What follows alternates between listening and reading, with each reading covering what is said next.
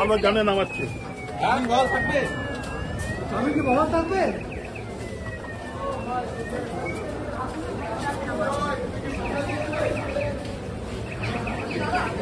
আরে নিচে তো করে নিচে দেবো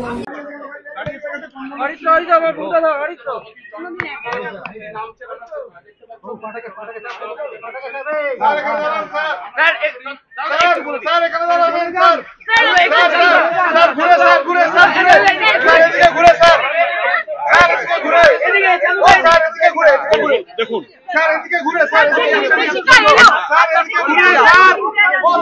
আমি প্রথম থেকে বলে আসছি যে বিচার ব্যবস্থার প্রতি আমার আস্থা আছে এবং ভবিষ্যতেও থাকবে এবং আজকে আপনারা নিজেরাই শুনলেন কেন তো কোনো অন্যায় করিনি এবং বিচার ব্যবস্থা সঠিক সিদ্ধান্ত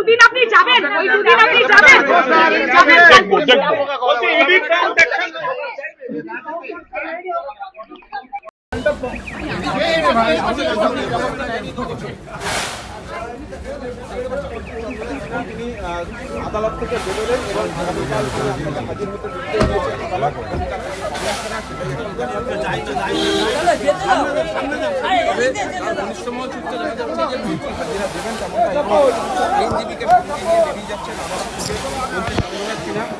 তার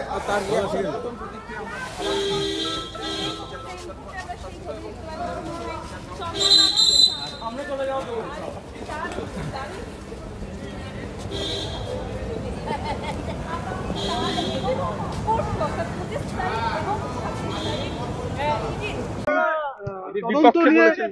সন্তুষ্ট নয় এই সমস্ত অবজারভেশন ছিল আজকে আদালতে। আদালত যেটা মেইনলি অবজার্ভ করেছেন যে প্রম্পটিটিউডে ইনভেস্টিগেশন এগোনোর কথা ছিল from the part of the ED, that promptitude was not shown. কেননা ওনার যেটা ফ্যাকচুয়াল অ্যাসপেক্ট থেকে দেখা যাচ্ছে, প্রথম 22শে মার্চ 2023-এ 2024-এ ওনার বাড়িতে একটা রেড হয়।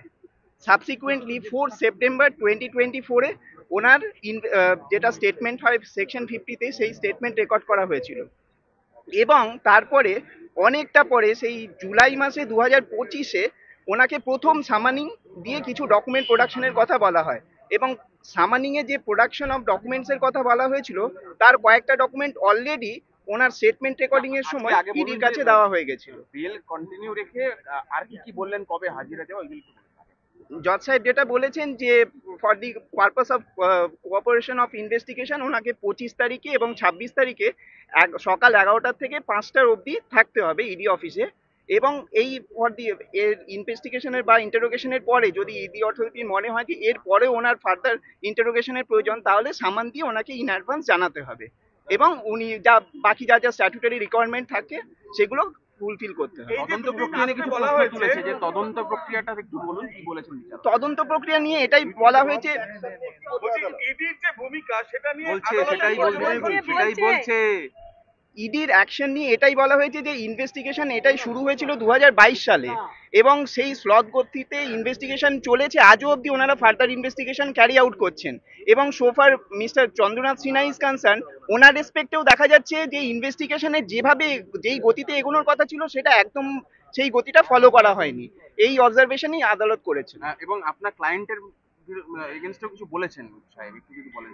সেটা বলা হয়েছে যে ওনাকে যেহেতু প্রথমবার নোটিশে কিছু কিছু ডকুমেন্টস দেওয়ার কথা ছিল, তার মধ্যে কিছু ডকুমেন্টস হয়তো উনি দিয়ে দিতে পারতেন within certain period of time, কিন্তু সেটা উনি দেননি।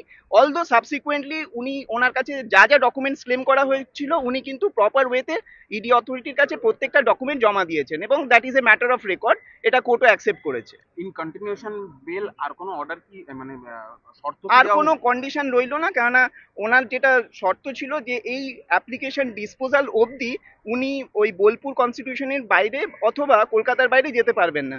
সেই কন্ডিশনটা যেহেতু আজকে অ্যাপ্লিকেশনটা ডিসপোজ হয়ে গেল, সেই কন্ডিশনটা ইমপ্লাইডলি আর রইলো না। এরপর তাহলে ইন্টারিম বেল তাহলে কমপ্লিট হয়ে গেল, এবার কি নরমাল? এটা ইন্টারিম বেল নয়, ওনাকে বন্ডে রিলিজ করা হয়েছিল এবং বন্ডের সার্টেন কন্ডিশনস ছিল, দ্যাট উইল কন্টিনিউ।